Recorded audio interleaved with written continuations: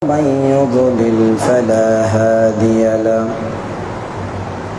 وأشهد أن لا إله إلا الله وحده لا شريك له وأشهد أن محمدا عبده ورسوله أما بعد فإن خير الحديث كتاب الله وخير الهدي هدي محمد صلى الله عليه وسلم وشر الأمور محدثتها وكل محدثة بدعة وكل بدعة ضلالة وكل ضلالة في النار. أعوذ بالله من الشيطان الرجيم. بسم الله الرحمن الرحيم.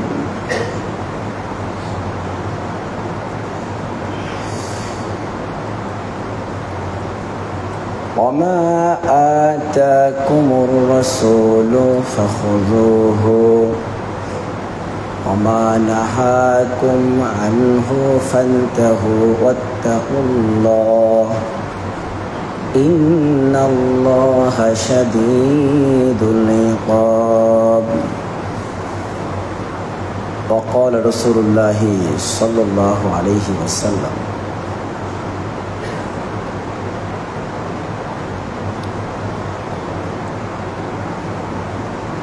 المؤمن كالمؤمن كرجل واحد إن استكى عينه استكى كله. প্রশংসা আল্লাহ তাআলার জন্য, শান্তি অবতীর্ণ হোক মুহাম্মদ মুস্তাফা সাল্লাল্লাহু আলাইহি ওয়াসাল্লামের উপর। আল্লাহুম্মা সাল্লি আলাইহি আল্লাহুম্মা বারিক আলাইহি। সর্বাগ্রে আমি আপনাদের কাছে আমার জন্য একটু দোয়া চেয়ে দিই। আমার কণ্ঠের অবস্থা অত্যন্ত খারাপ যে আপনার সামনে খুব জোরে জোরে কথা বলতে পারবো এমনটা কিন্তু না। আজকে যে টপিকে আলোচনা করতে যাচ্ছি, টপিকটা অত্যন্ত গুরুত্বপূর্ণ। সেটা হচ্ছে অসহায় মানুষদেরকে সাহায্য প্রদান করা।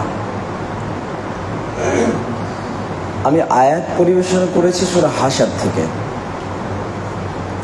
যে আয়াতটি এমন একটি আয়াত, একটা আয়াতকে কেন্দ্র করেই হাজার হাজার আলোচনা করা যেতে পারে। আয়াতটাতে কি বলছে? আল্লাহ তাআলা বলছেন, ওমা আতাকুমুর রাসূলু ফাখুযুহু ওমা নাহাকুম আনহু ফান্তাহু ওয়াত্তাকুল্লাহ ইন্নাল্লাহা শাদীদুল ইকাব। রসূল তোমাদেরকে যা দেয় তা গ্রহণ করো, বা যেটা দিয়েছে সেটা গ্রহণ করো, আর যা নিষেধ করেছে তা বর্জন করো। আল্লাহকে ভয় করো, আল্লাহ শাস্তি দানে অত্যন্ত কঠোর। আমরা জানি আমাদের পার্শ্ববর্তী রাষ্ট্র বাংলাদেশ, এই বাংলাদেশ যে কি কঠিন একটা সময় পার করছে আপনারা সবাই অবগত আছেন। টিভিতে যারা দেখছেন, ফেসবুক সোশ্যাল মিডিয়াতে যারা আছেন তারা বুঝতে পারছেন কতটা কষ্টে আছে। দীর্ঘ 16 বছরের জুলুম নির্যাতনে মানুষ অতিষ্ঠ হয়ে স্বৈর সরকার শেখ হাসিনার বিরুদ্ধে মানুষ অস্ত্রহীনভাবে আন্দোলন করেছিল। একটা সুদীর্ঘ আন্দোলনের পর সরকার সে দেশ ছাড়তে বাধ্য হয়েছে। আন্দোলন চলাকালীন সময়ে বহু নিরীহ মানুষের প্রাণ গেছে, তাদের অত্যাচারের বলি হয়েছে।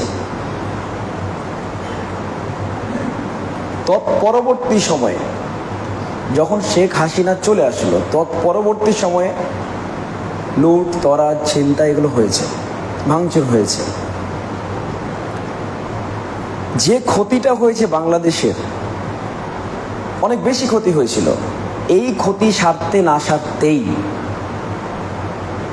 নতুন করে একটা হানা, বন্যার হানা, যেই হানাতে মানুষ একেবারেই দিশা হয়ে গেছে, দিশেহারা হয়ে গেছে। আমরা জানতে পারি বিভিন্ন প্রাকৃতিক দুর্যোগ যখন আসে তখন আমরা আবহাওয়া দপ্তরের মাধ্যমে জানতে পারি যে অমুক সময় এরকম কিছু ঘটতে চলেছে।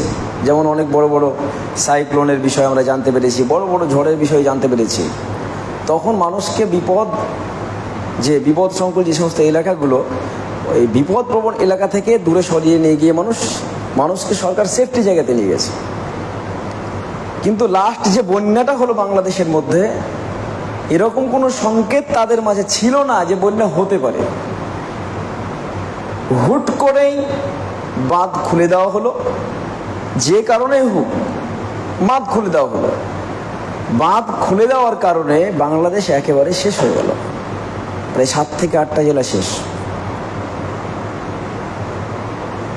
মানুষ বন্যাতে কতটা নিরীহ হয়ে যায়, কতটা অসহায় হয়ে যায়, যারা বন্যা দেখেছেন 2000 সালের বন্যা তারা জানেন।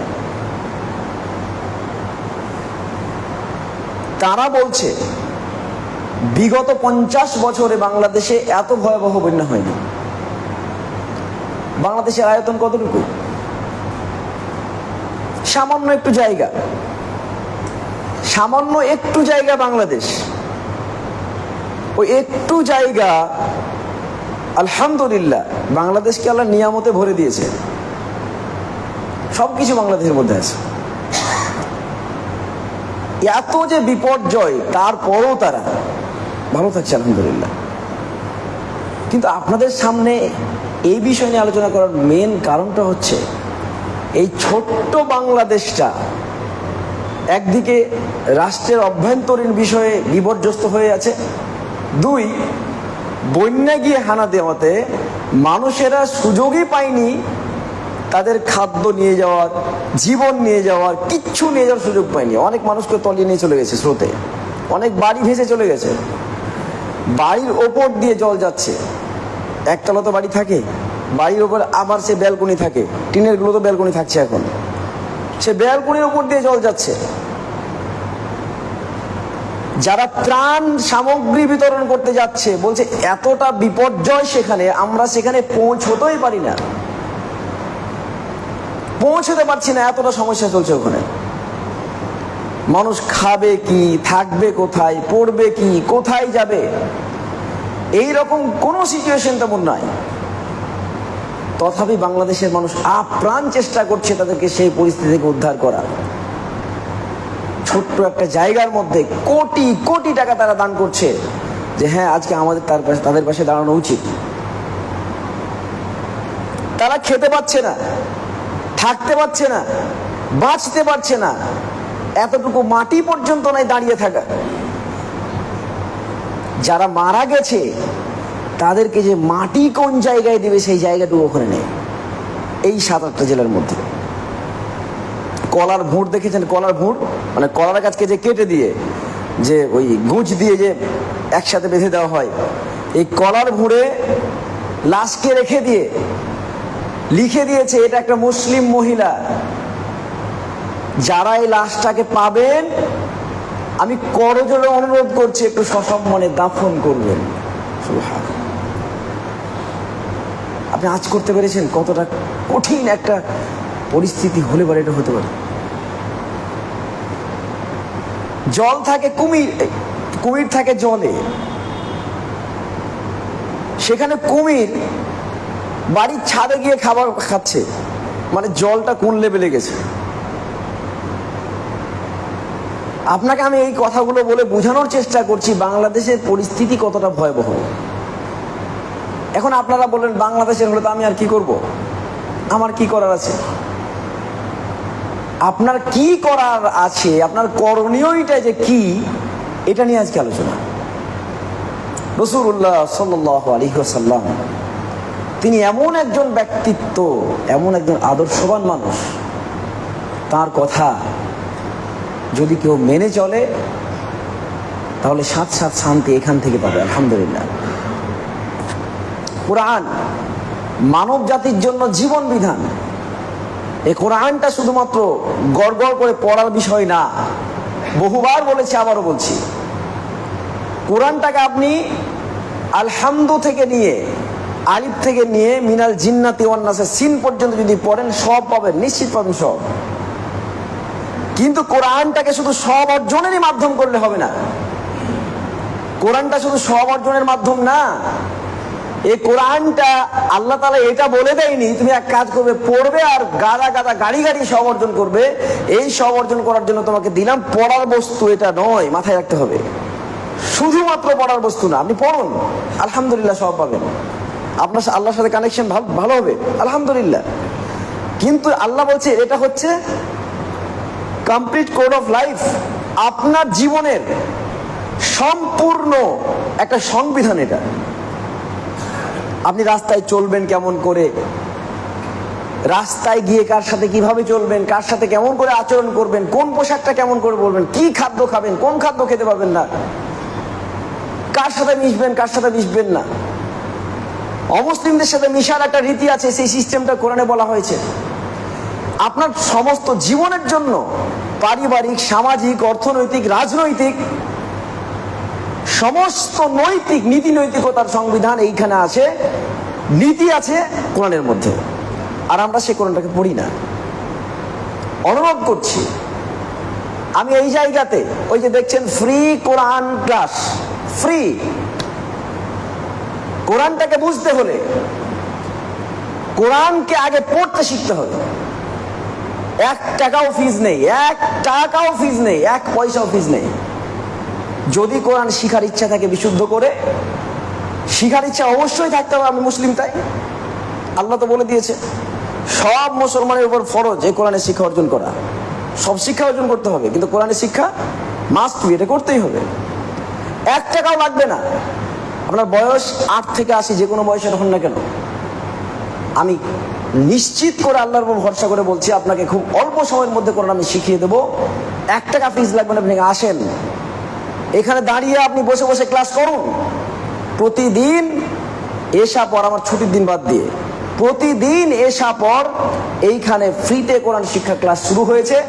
যারা আসছে তারা বুঝতে পেরেছে এই মাত্র 4-5 দিন ক্লাসে কতটুকু উন্নতি হয়েছে। এখানে ওই 60-70 বছরের মানুষও আছে, আবার 8 বছরের বাচ্চাও আছে। যারা শিখতে চাইছেন কোরআনটাকে ভালো করে, আমি অনুরোধ করবো আপনি এখানে এসে কোরআনটা শিখুন, সময় বের করে আসুন। আলহামদুলিল্লাহ আপনি শিখতে পারবেন। যদি শিখেন আপনার এখান থেকে বোঝার ইচ্ছা জাগবে, আমি বুঝি কোরআনটাকে, সংবিধান তো বুঝি। তো এই যে সংবিধান আমরা পেয়েছি আলহামদুলিল্লাহ বলেন, এই কোরআন কি বলছে আপনি জানেন?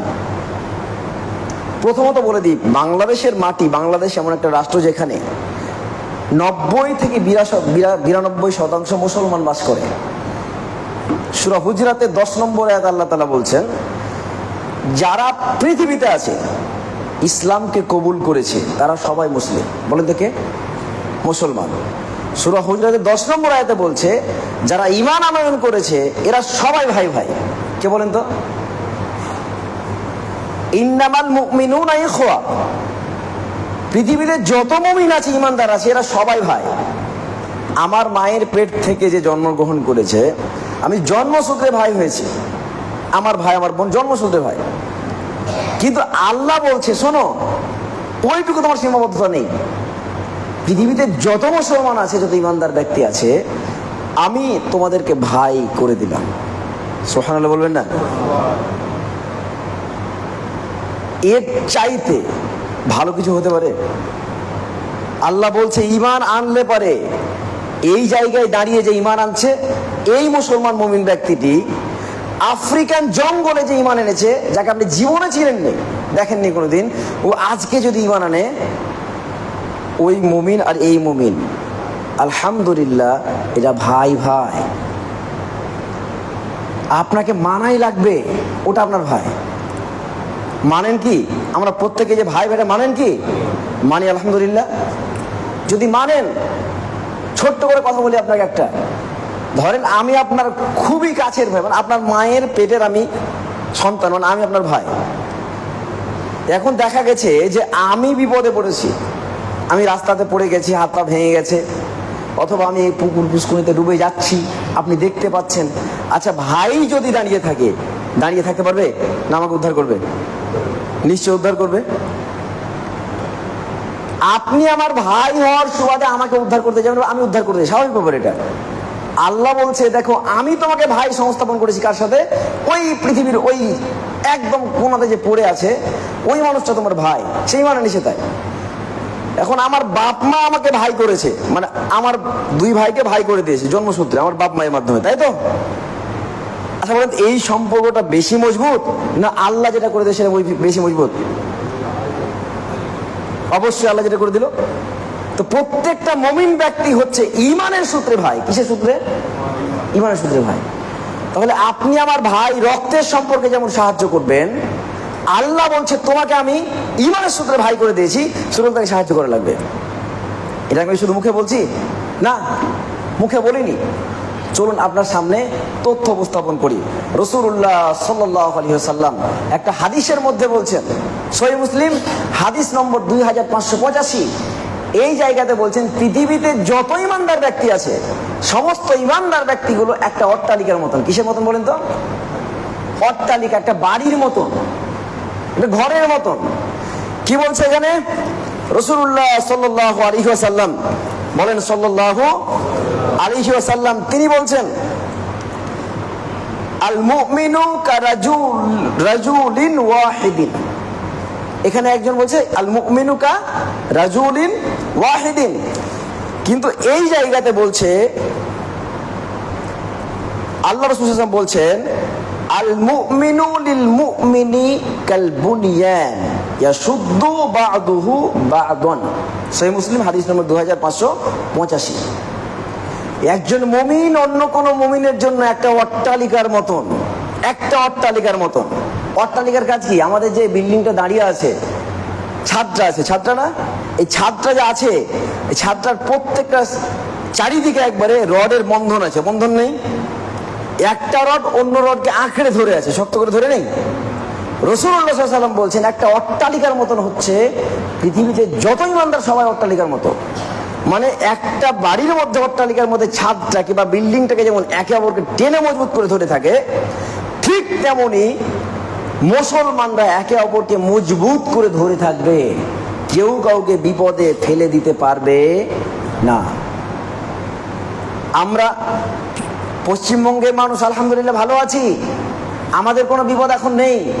কিন্তু আমার একটা দেহের অংশ, আমার যে একটা ঘরের একটা পার্ট, বাংলাদেশি ভাই, প্রতিবেশী ভাই মুসলমানরা আজকে ওখানে শেষ হয়ে যাচ্ছে, বন্যাতে হাবুডুবু খাচ্ছে, আমারই একটা অংশ হাবুডুবু খাচ্ছে, আর আমি কি শক্তিশালী বা মজবুত হয়ে থাকতে পারবো? পারবো না। যেহেতু আমার লাভ আছে এখানে, যদি দুর্বল হয় ও, তাহলে দুর্বল হব আমি। তাই আমার প্রথম কাজ হচ্ছে তাকে তুলে শক্ত করা। বলেন তো কি করা? তাকে তুলে শক্ত করা, মানে তাকে সাহায্য করা। এখন আপনার উপরে অপরিহার্য, ওয়াজিব, ফরজ কর্তব্য হচ্ছে তাকে সাহায্য করা। যদি সাহায্য না করে, একটা বিল্ডিং যদি অন্য অংশকে ছেড়ে দেয়, তাহলে যেমন ধূলিসাৎ হয়ে যাবে, নষ্ট হয়ে যাবে, ঠিক একই রকম ভাবে আমি যদি ওইটাকে ছেড়ে দিই, অংশটাকে ছেড়ে দিই, তাহলে আমার অস্তিত্ব এই জায়গাতে বিলীন হতে পারে, সম্ভাবনা খুব কম। তাই আমার আপনার প্রথম কর্তব্য হচ্ছে তাদেরকে ভাই হিসেবে স্বীকৃতি প্রদান করা।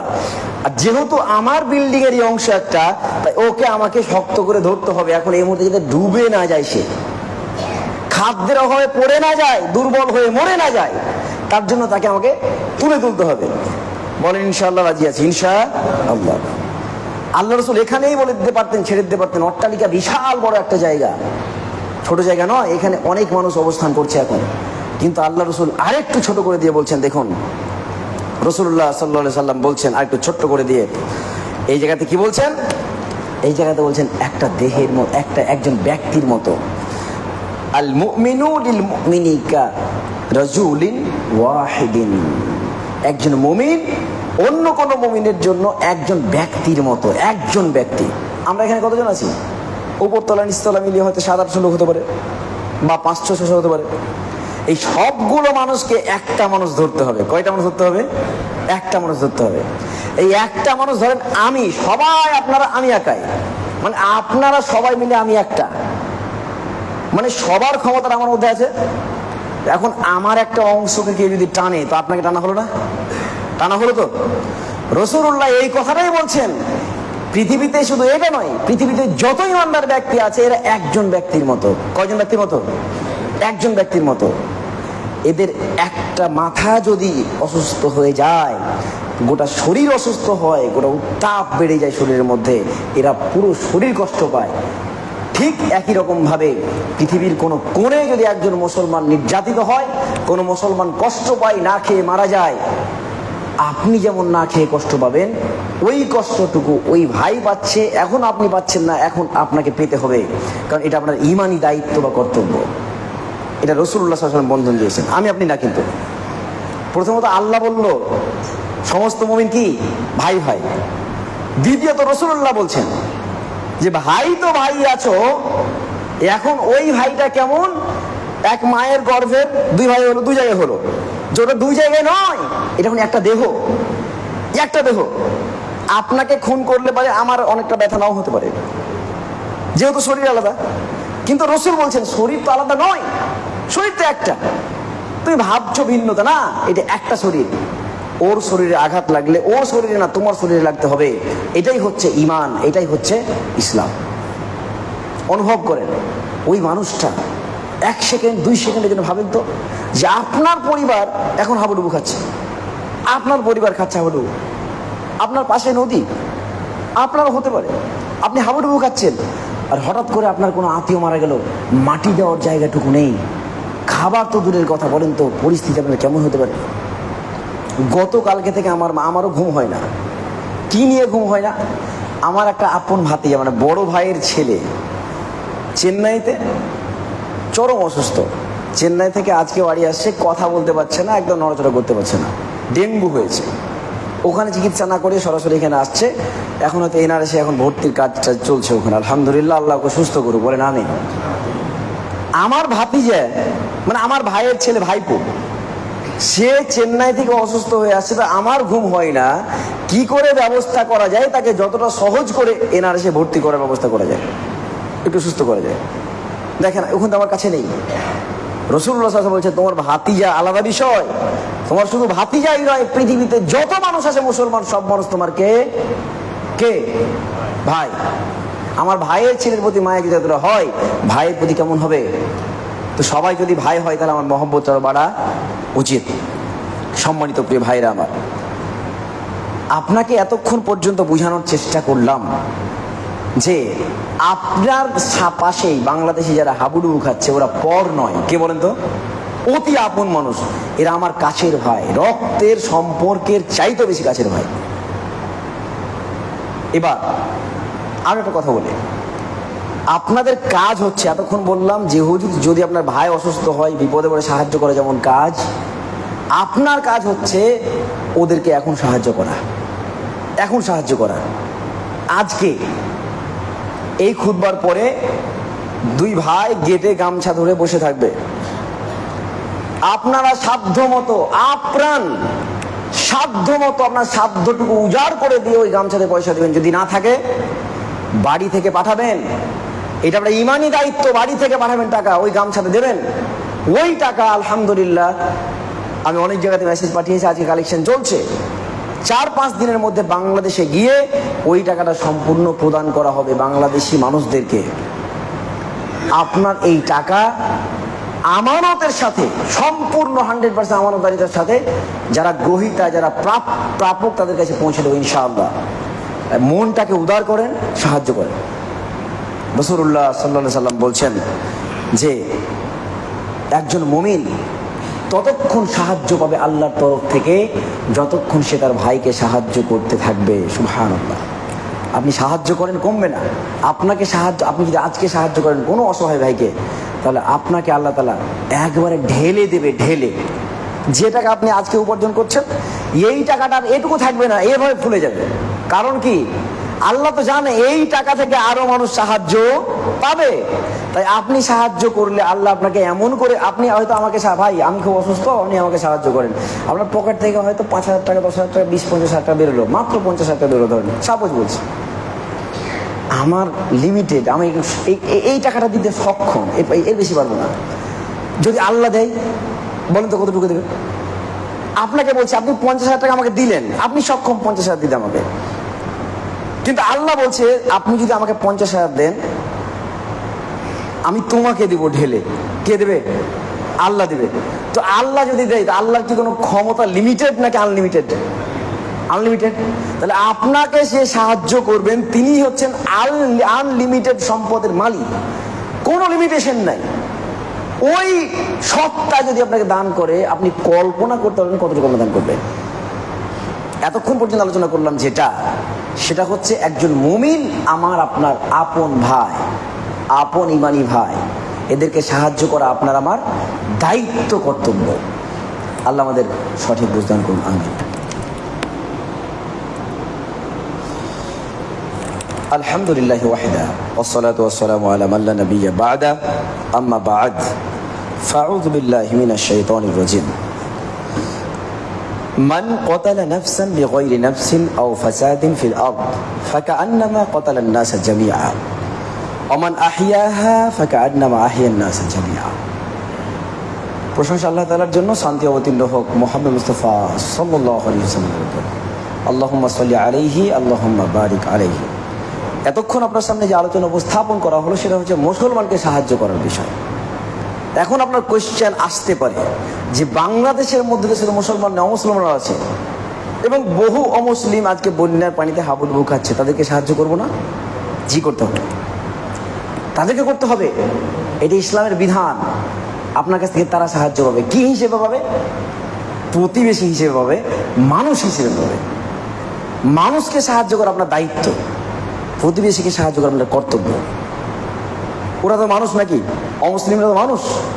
এই মানুষের বিবেচনায় তাই আপনাকে সাহায্য করতে হবে। এখন আপনি দেখছেন একটা লোক মারা যাচ্ছে, লোক সে মুসলিম হতে পারে, অমুসলিম হতে পারে, খ্রিস্টান হতে পারে, যে কোনো হতে পারে, যে কোনো ধর্মের হতে পারে, একটা লোক মারা যাচ্ছে। আপনার প্রাথমিক দায়িত্ব হচ্ছে কোনো রকমের কোয়েশ্চেন ছাড়া আপনার প্রথম কাজ হচ্ছে তাকে ওই জায়গা থেকে উদ্ধার করা, প্রথম কাজটা।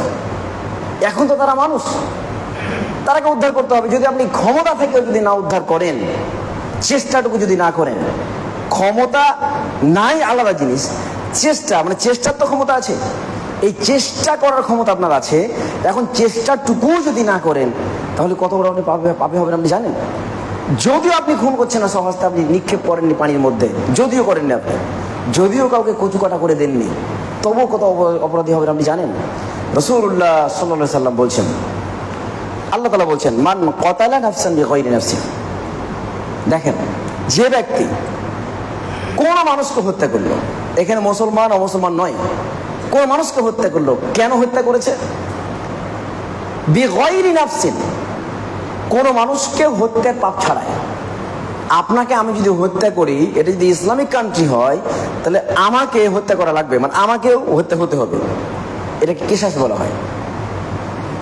আও ফাসাদিন ফিল আরদ, অথবা পৃথিবীতে এমন কোনো কাজ করছে যার মাধ্যমে ফাসাদ তৈরি হচ্ছে, সমস্যা তৈরি হচ্ছে, এরকম কোনো বিশেষ কারণ ছাড়া যদি কোনো মানুষকে হত্যা করে কেউ, তাহলে একজন মানুষকে হত্যা করলো না, ওয়াতালান নাসা জামিআ, পৃথিবীতে যত মানুষ আছে, সে মুসলমান হোক আর অমুসলমান হোক, সব মানুষকে হত্যা করলো। আপনি তো হত্যা করেন। তাহলে এখন আপনি দেখছেন ক্ষমতা আমার আছে, একজন মানুষ মরছে, ওকে যদি না তোলেন আপনি নিজে হত্যা করার মতো হয়ে যাবেন। দেখছেন তো আপনি একজন মানুষ মরছে, কেন আপনি তুলবেন না? আপনার দায়িত্ব ওকে তুলে তোলা, মানে ওকে তুলে ডাঙায় তোলা, সাহায্য করা। ওর বাঁচার অধিকার পৃথিবীতে কে দিয়েছে? আল্লাহ দিয়েছে। আর ওকে বাঁচানোর দায়িত্ব কে দিয়েছে? আল্লাহ দিয়েছে। আমার আপনার দায়িত্ব হচ্ছে তাকে বাঁচানো। যদি আপনি তাকে বাঁচিয়ে দেন কি হবে? আল্লাহ তাআলা বলছেন, ওমান আহইয়াহা ফাকাআন্নামা আহইয়ান নাসা জামিআ। তুমি একজন মানুষকে মরতে দেখছো না, ওকে বাঁচিয়ে দেওয়ার কারণে তুমি একজনকে বাঁচাওনি, তুমি সমগ্র মানব জাতিকে বাঁচিয়েছো, একজন মানুষকে বাঁচাওনি। আজকের দিনে আপনার চোখের সামনে একজন মানুষ যদি মারা যায়, তাকে তোলা মানে, তাকে বাঁচানো মানে গোটা পৃথিবীর সমস্ত মানুষকে বাঁচানো। বলেন সুবহানাল্লাহ। এই বিধান কোথায় পেলেন? কোরআনের মধ্যে আল্লাহ তাআলা দিয়েছেন সমগ্র মানব জাতিকে বাঁচানোর দায়িত্ব কার? আমার আপনার উপরে আছে। ইসলাম এসেছে, আগের খুতবায় বলেছিলাম, ইসলাম এসেছে মানুষকে বাঁচানোর জন্য, ইসলাম এসেছে মানুষকে শান্তি প্রদান করার জন্য, ইসলাম এসেছে অশান্তি দূর করার জন্য, দূর করার জন্য। ইসলামের আগমনটাই ঘটেছে, এটা আমাদের সেই কাজটাই করতে হবে। 2, রাসূলুল্লাহ সাল্লাল্লাহু আলাইহি ওয়াসাল্লাম বলছেন, তোমার প্রতিবেশী যদি অভাবী থাকে, গরিব থাকে, তাহলে তুমি কাজ করবে, তুমি যেটুকু তরকারি নিয়েছো, যেই শালুন তরকারি নিয়েছো, এই তরকারিটুকুতে ঝোল করো বেশি। কি করো বেশি? ঝোল। মানে এই হাদিসের মাধ্যমে বোঝানোর চেষ্টা করছে, তোমার সামর্থ্য যতটুকু থাক, তোমার সামর্থ্য দেওয়ার মতো নেই, মানে আপনার আমার দেওয়ার মতো সামর্থ্য নাই, কিন্তু ঝোল করার মতো সামর্থ্য তো আছে নাকি? এই ঝোলটুকু যদি হয়, যার তরকারি নেই, যার খাবার নেই, তার কাছে ঝোলটা পৌঁছে দিয়ে তার খাদ্যের অভাব পূরণ করে দাও, এটা ইসলাম। আচ্ছা বলেন তো, যদি আমরা আজকের দিনে ভাবি যে কোনো মানুষ যদি অভাবী দেখি, তাহলে আমার প্রথম কাজ তাকে খাদ্য প্রদান করা, সেই স্টেশনে হোক আর বাড়ির পাশে হোক, যদি এমন হয়, তাহলে বলেন তো অভাব কিছুটা হলো দূর হবে না? হবে না? হবে। জাকাতের মাল, জাকাত যে উঠায়, জাকাতের টাকা, এই টাকা হিন্দুও পাবে, খ্রিস্টানও পাবে, যদি সে প্রাপ্য হয়, প্রাপক যদি হয়, মানে সেই অধিকার যদি থাকে, ওই ক্যাটাগরির মধ্যে পড়ে যায়, তাহলে পেয়ে যাবে। আপনার প্রতিবেশী, আল্লাহ রাসূল সাল্লাল্লাহু আলাইহি ওয়াসাল্লাম বলছেন, লা ইউমিনু আহাদুকুম, তোমাদের মধ্যে কেউ মুমিন ব্যক্তি নয়। কে নয়? একজনও নয়। কোন একজন নয়? যদি তোমার হাত এবং মুখ দ্বারা প্রতিবেশী কষ্ট পেয়ে যায়, 1000 বার যদি কালিমা পড়ি তবু মুমিন নয়। হাত মুখ দ্বারা কষ্ট দেওয়া যাবে না, তার মানে হাত মুখ দ্বারা কি করতে হবে? কষ্ট লাঘব করতে হবে। একটা জিনিস ভাবতে হবে, আপনি ভাবেন কষ্ট আমি দিইনি, কিন্তু কষ্ট কি লাঘব করেছেন আপনি? আপনার প্রতিবেশী কষ্টে আছে, আপনার কাজ কি? যেমন ওকে আঘাত করবেন না, গালিগালাজ করবেন না, তেমন তার বিপদে তাকে এভাবে উঠিয়ে তোলা, তার কষ্ট দূর করা, এই হাদিসের সারমর্ম এটা। আজকের বক্তব্য আর বাড়াচ্ছি না, সময় শেষ, একেবারে শেষ লগ্নে এসে আপনাকে বলছি, এতক্ষণ পর্যন্ত আমরা আলোচনা করলাম যে বাংলাদেশের মধ্যে 92% মুসলমান যারা আমার আপনার ভাই, ওরা পথ চেয়ে বসে আছে কখন আমার ভাই আমার পাশে এসে সাহায্য করবে, ওই সাহায্যটুকু দরকার। এখন আপনার আমার অতি কর্তব্য, জরুরি কর্তব্য হচ্ছে তাদেরকে যত দ্রুত সম্ভব সাহায্য পাঠানো মুসলমানের খাতিরে।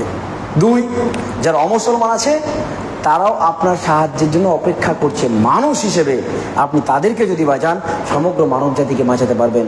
আমরা উভয় মানুষের পাশে দাঁড়াবো সাহায্য নিয়ে ইনশাআল্লাহ। আজকে ওই দাঁড়িয়ে থাকবে গামছা নিয়ে, আপনারা আমাদের সাধ্য মতো টাকা দিয়ে যাবেন। আর যারা এখানে ব্যবসায়িক আছেন, একটু ঠিকাদার শ্রেণীর মানুষ আছেন, একটু টাকা পয়সাওয়ালা মানুষ আছেন, তারা ওই গামছায় টাকা দেবেন না, তারা আমার কাছে এসে মোটা অঙ্কের টাকা দিয়ে যাবেন। আবার অনুরোধ করছি, যারা একেবারেই খেটে খাওয়া মানুষ তারা গামছায় টাকা দেবেন, সমস্যা নেই। কিন্তু যারা ব্যবসায়িক, যারা ভালো বিজনেস করছেন, ভালো পজিশনে আছেন, ওরা আমার কাছে এসে টাকাটা দিয়ে যাবেন। আপনার ওই অঙ্ক টাকাতে ওই মানুষগুলো একবারে অপেক্ষা করছে, আপনাকে দিতে হবে ওখানে।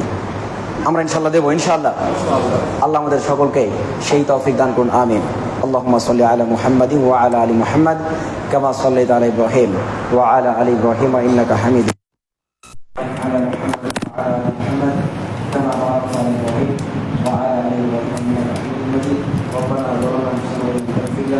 وارحمنا لا نكون من الخاشعين ربنا تقبل منا انك انت السميع العليم.